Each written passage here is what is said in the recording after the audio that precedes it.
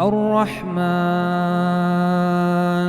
علم القرآن خلق الإنسان علمه البيان الشمس والقمر بحسبان والنجم والشجر يسجدان.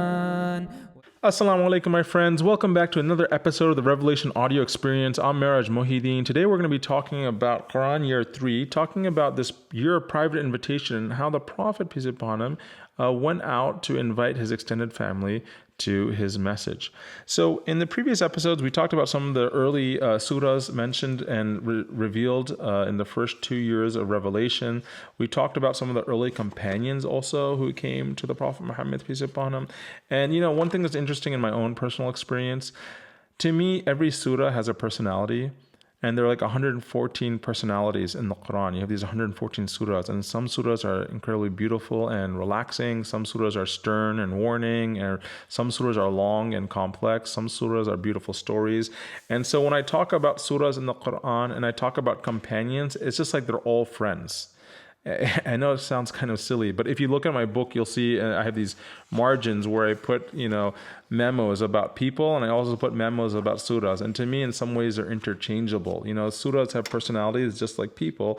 And I think the more you get into the Quran and the more you spend time with each surah, they give you certain feelings and certain vibes. And I think that's important to develop that kind of personal relationship with the Quran, not as this text or this book, or be like, oh, chapter 53 or chapter 16, but no, be with it like, Surah Ad-Duha. I love that one of my favorites. It was a good one, Surah Ad-Duha. It got me through some tough times. And in the same way you would talk about your friends. Oh, Mahmoud, what a great guy. Like, he helped me when I was moving that one time and so forth. We also have these kind of more animated, more heartfelt relationships, personal relationships with the surahs themselves.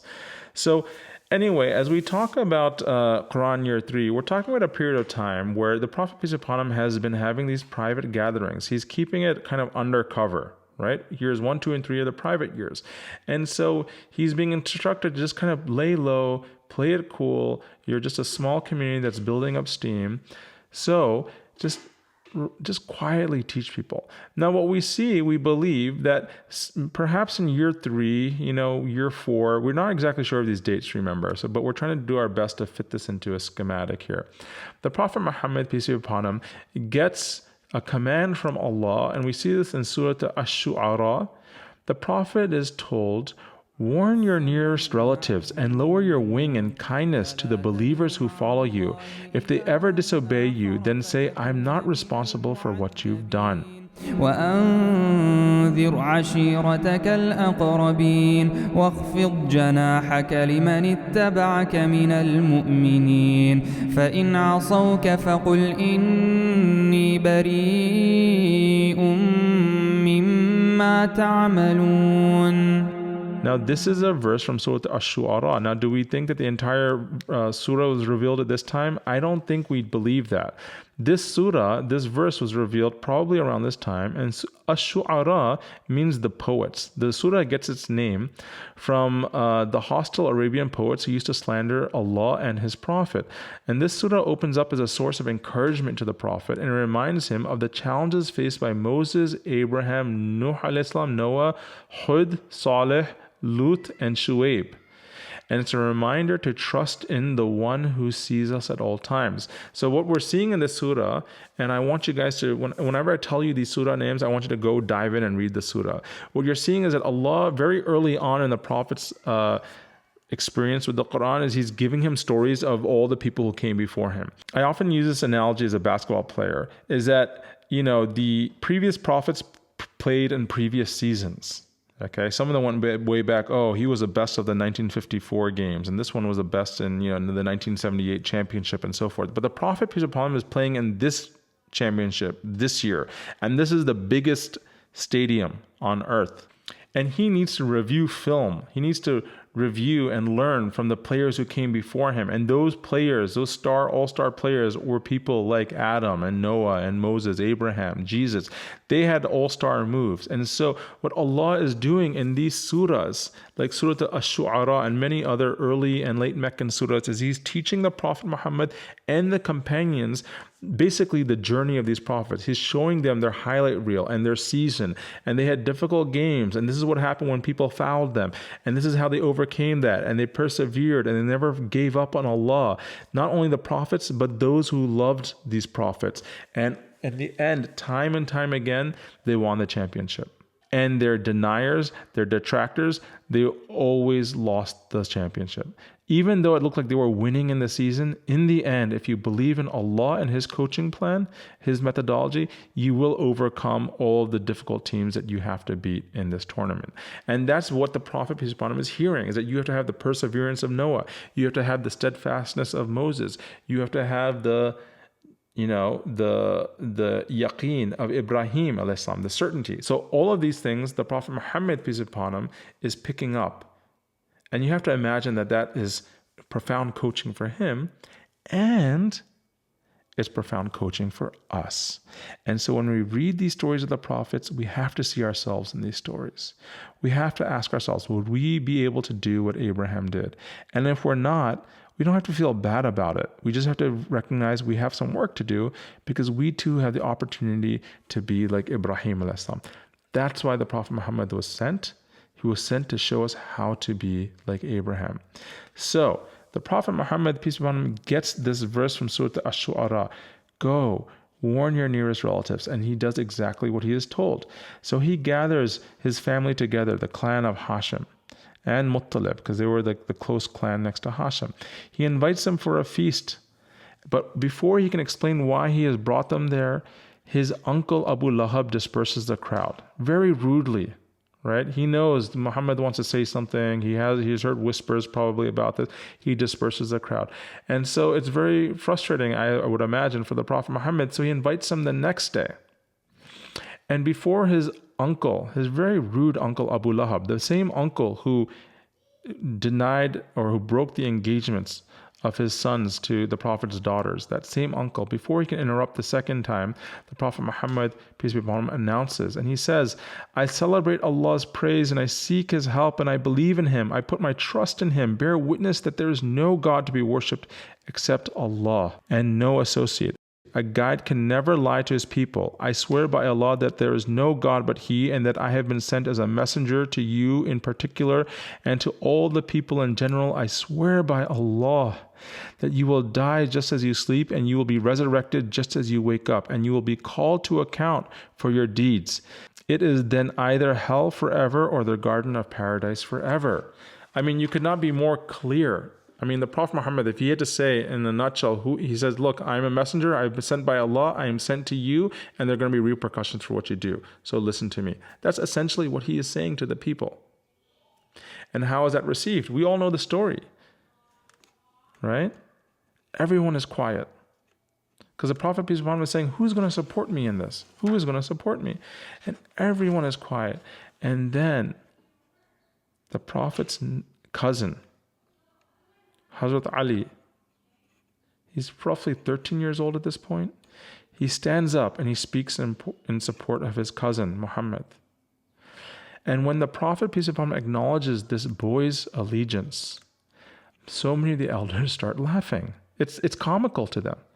Like, you're going to tell us this big thing. You're all of a sudden like the head of our family and you're going to try to assume control. This is what Abu Lahab might be thinking. I'm the uncle. Who are you? You think you're some special person? I'm the one who should be running the show. If anything, I should be getting revelation. Who are you? And then when they see this young 13-year-old stand up, they start laughing even more. And they all depart. Abu Lahab warns the Prophet that this message is bad for the Quraysh. He's telling him, and what is Abu Lahab concerned about? He's concerned about himself. He's concerned about the standing of Quraysh, the power that Quraysh has. Whatever they have is the caretakers for the pilgrims and so forth. And Abu Lahab is worried about all of these worldly things. What you're doing is dangerous, Muhammad. Knock it off. Meanwhile, the Prophet's guardian in Abu Talib, a brother of Abu Lahab, a half-brother, he is cautiously supportive of the Prophet Muhammad, peace be upon him, and he says to him, "Do what you have been ordered, for I shall protect you and defend you, but I cannot yet quit the religion of Abdul Muttalib." See, because these people, they wanted to follow the ways of their father, and Abdul Muttalib was Abu Lahab and Abu Talib's father, and Abu Talib at this point is not ready to leave that message. So this is what we see in this moment. You see how allegiances start forming, and you see how people start defying the Prophet Muhammad, peace be upon him. The Prophet had other uncles, like Abbas, another son of Abdul Muttalib. He remains a little bit evasive, but Abbas's wife, al-Fadl, becomes the second woman after Sayyidina Khadija to enter Islam. Very interesting here. So you're seeing it's messy, right? You see spouses where one is against it and one is for it. And this is not, they're not the only couple. There are many couples who are like this, including the Prophet's eldest daughter Zainab, whose husband Abul As, he too is against the message, even though he's talking, it's his own father-in-law. So this is a messy time.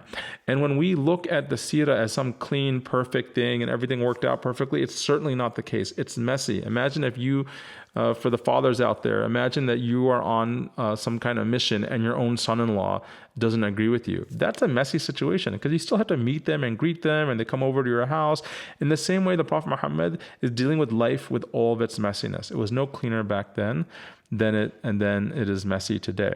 So we see in this people like al-Fadl, the second woman to embrace Islam after Khadija, and she brings so many people into Islam after her, including many of her sisters, including people by the name of Maymuna, Asma, and Salma. And Maymuna, as we know, will become later a wife of the Prophet Muhammad, peace be upon him. So lots of names here. I don't want to put too many names on you because I know it's challenging, especially in an audio form, but make sure you look at figure 3a and 3b. You'll get a good sense of who some of these people and personalities are around the Prophet Muhammad, peace be upon him. Today we are focusing on his uncles though, and specifically we're going to focus on Abu Lahab, because Abu Lahab becomes one of the Prophet, peace be upon him's greatest enemies. And what's most painful about that is that he is in many ways the enemy who is most closely related to the Prophet Muhammad himself. Now, the Prophet Muhammad, peace be upon him, having gained Abu Talib's guardianship, right? Abu Talib was his guardian. Because he has that protection, he is able to climb to the top of Mount Safa, and he calls out to the Quraysh, "You see, if I were to tell you that there were some horsemen in the valley behind me planning to raid you, would you believe me?" People hear the Prophet saying this and they say to him, "Of course, you are al-Amin, you're the trustworthy. If you said that there was a cavalry behind that mountain, we would believe you." And then the Prophet continues and he says, "I am a warner to you before a severe torment," meaning I'm warning you of something that might come to you if you don't follow me. Now, Abu Lahab is there. He overhears these words of the Prophet Muhammad because Prophet Muhammad is trying to make a desperate attempt. He's making a spectacle to get people to wake up. When Abu Lahab sees this, he says, "Perish you all the day. Have you summoned us for such a thing?" Basically saying, giving him a curse and saying, "You brought us here for this?" Is such a hurtful thing to say to the Prophet Muhammad, peace be upon him. But we believe that the Prophet Muhammad, peace be upon him, gets a revelation from Allah in that moment to cut down Abu Lahab for the way he attacked the Prophet. And what we see is in Surah Lahab. Lahab means flame, because the Prophet's uncle Abu Lahab was called Abu Lahab, the father of the flame, because of just the way he had a very reddish complexion. It looked like his face was on fire all the time. And the verses come down. تبت يدا أبي لهب وتب. Cut off are the works of Abu Lahab's hands, cut off. Neither his money nor his accomplishments will save him. For in a raging blaze he shall soon be, and his woman, who must feed the flame, will have around her neck a twisted fiber chain. تبت يدا أبي لهب وتب ما أغنى عنه ماله وما كسب سيصلى نارا ذات لهب وامرأته حمالة الحطب في جيدها حبل من مسد. So we see here that the surah is not only cutting down Abu Lahab, it's cutting down his wife Jamil, because Jamil was another person who was incredibly harsh to the Prophet, incredibly vile to him. In fact, we have a story where she used to call him Mudhammam, the belittled one, the cursed one. So she would make fun of him and take his name Muhammad and turn it into Mudhammam. Interestingly enough, and a really good lesson for us, is that one time she was coming and the Prophet peace be upon him was with Abu Bakr, Sayyidina Abu Bakr, and she comes up and she cannot see the Prophet peace be upon him because Allah is protecting the Prophet. But she comes up to Abu Bakr and says, "Where is Mudhammam? Where is this person?" When Abu Bakr does not respond, she storms off in anger, and he is amazed that she cannot see the Prophet who is sitting right behind him. And how does the Prophet respond when people challenge him, when people ridicule and mock him? And how do we respond today? Today we just get up in this fury right away. But the Prophet, he just smiles, he laughs, and he says, "Isn't it amazing how God turns away the injuries of Quraysh? They're making fun of some person named Mudhammam. Meanwhile, I'm here and I'm Muhammad." And it just shows you his uncanny capacity to understand people for who they are and not to get too bent out of shape. And he makes kind of light of a very difficult situation. Now, the Prophet Muhammad, peace be upon him, as we're seeing here, is starting to suffer a lot of personal attack, a lot of personal insult. But even this attack, like the attack of Jamil's, it doesn't weaken his sense of purpose. And he's continuing to relay the message as is relayed to him by Angel Jibreel alayhi salam. He's relaying this revelation as it's coming to him exactly how Allah is asking him to do it. And this is coming with varying degrees of success. Some people are buying into it and they're believing in the Prophet Muhammad, peace be upon him. Some people are unsure about it and taking their time assessing the message. And some people are openly hostile to him, like Abu Lahab and Jamil. And this is the point when they take away their engagement. They break the engagement with the Prophet's daughters. Now, there's a very interesting passage in my book that is an excerpt from Montgomery Watt's understanding of the Seerah, and I felt that his description of what was going on in Mecca was on point in this particular period of time.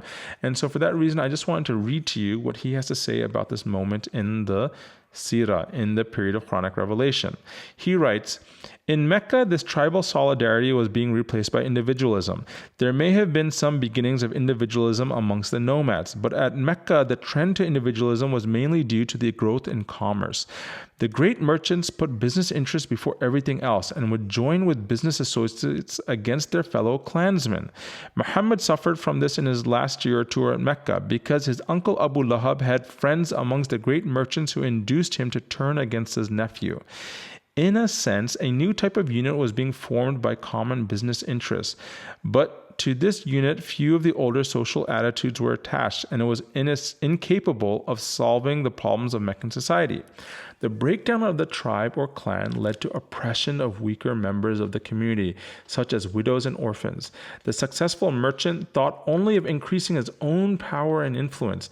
His wealth might originally have come to him as chief of his clan, but he was no longer prepared to carry out the chief's traditional duty of looking after the poorer members of the clan. Nothing short of a miracle could reverse the growing trend of exploitative individualism that had taken hold of the Quraysh. Against these odds, the Prophet and his followers cling to the growing collection of surahs as their only chance of saving Mecca." What does that mean? It means that these surahs are talking about social welfare. These surahs are talking about helping the oppressed, helping the weak, helping the orphan, taking care of people without expecting anything in return. These surahs are about establishing social welfare for those who can't help themselves. This is some of the central messages of the early surahs, and you will see this, like we talked about Surah Ad-Duha. Certainly, the foremost message of all of the early Meccan surahs is the oneness of Allah, is Tawheed, is building that relationship with Allah. But we see the secondary message to that, the way you come close to Allah, is in the service of humanity. And as you can imagine then, as is the case right now, the people who are the richest and most in power usually have the most to lose when people bring up a social welfare program, and they are usually those who are in the strictest opposition to helping those who need help the most. This is what was going on in early Mecca. This was the scene. Understand the socio-economic powers at play here, because human beings are no different then than they are now. And when people in power, people have a vested interest in the status quo because it's just giving them more power, see a disruptor like the Prophet Muhammad, peace upon him, they will fight aggressively to protect the status quo. We are seeing that, and for that reason, it's not surprising that Abu Lahab, who is the most successful of the Prophet's uncles, is also his fiercest and most vocal critic. Really important to understand this stuff here, because you start seeing that people aren't just behaving against the Prophet because they have some intrinsic disagreement with what the Qur'an is saying. It's because they are moved by their own personal motives of power and wealth. So anyway, we're going to end that episode here. I don't know if you can hear, I have a little one in the background who is crying. And so I think it's going to be time to end this episode here so I can attend to other affairs. Anyway, I hope this was helpful for you. We talked about Surah Al-Lahab in this chapter, and this brings us to the end of the first 3 years of the Qur'an year timeline. Again, a very brief overview of what's going on. Many more details in the Revelation book or in any other biography of the Prophet Muhammad, peace be upon him. What we're going to do before we jump into years 4, 5, and 6 of the Quran year timeline is go through all of these early Meccan surahs, surah by surah, make sure we understand it, make sure we build for mastery. And once we have a sense of what the Quran is telling us during Quran years 1, 2, and 3, then we will dive further ahead into the Sirah with year 4, 5, and 6. So anyway, if this was helpful for you, let me know in the comments below. Let me know what's working for you. Let me know what you think I can improve upon. If I've made some mistakes in here, I apologize for that. I am trying to do my best with a kid crying in the background. But I will try to make this as good as possible for you. Feel free to share this with anyone who you think might benefit from it. Feel free to subscribe, like, and as always, can't wait to see you in the next episode. Lots of Qur'an in the next few episodes. So I'm pretty excited about it. I hope you are too. See you then. Assalamu alaikum. إن الذين قالوا ربنا الله ثم استقاموا فلا خوف عليهم ولا هم يحزنون أولئك أصحاب الجنة خالدين فيها جزاء بما كانوا يعملون.